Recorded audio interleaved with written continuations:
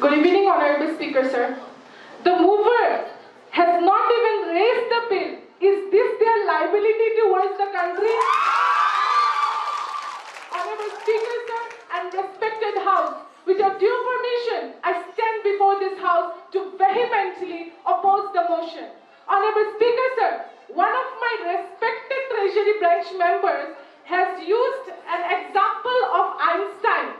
But let me also remind you that Einstein also said we should learn from our mistakes. And India has already done the mistake of conducting one nation and one election in 1952. But I'm sure Einstein never said to keep repeating your mistakes. Honorable Speaker, the slogan of one nation, one election may sound attractive, but it is not the biggest electoral reform. Honorable Speaker, sir, my Treasury branch member have introduced such a topic, shrink the choice of the electorate and undermine the depth and breadth of Indian democracy. Honorable Speaker, sir, it is very important to remember that simultaneous election needs constitutional amendments in at least 5 articles, that is Article 72, Article 83, Article 85, Article 356, Article 176, and that is not an easy task with the country having 28 states and 8 union territories.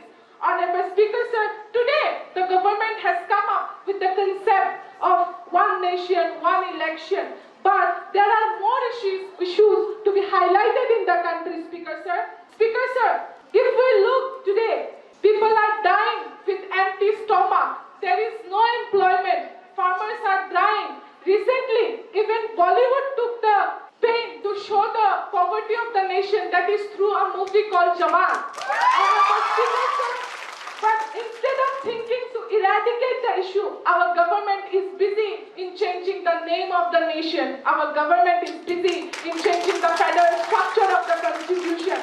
Honorable Speaker, sir, I would like to remind my Treasury branch members that they have forgotten the landmark judgment of Berubari case, AIR 1960, which states that the basic structure of Indian constitution cannot be amended.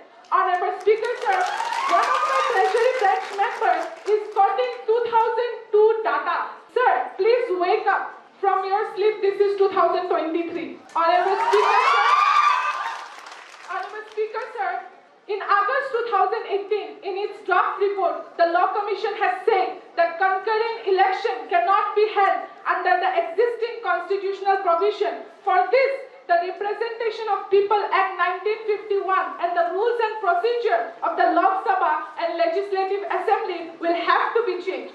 Honorable Speaker, sir, my Treasury branch members are mentioning about the government should be for equitative distribution and so on. But perhaps they have forgotten that first comes the food for survival, not the vote. Honorable Speaker, sir, after implementing one nation, one election, we can presume that more election, more democracy. Less election, less democracy. No election, no democracy. Honorable Speaker, sir,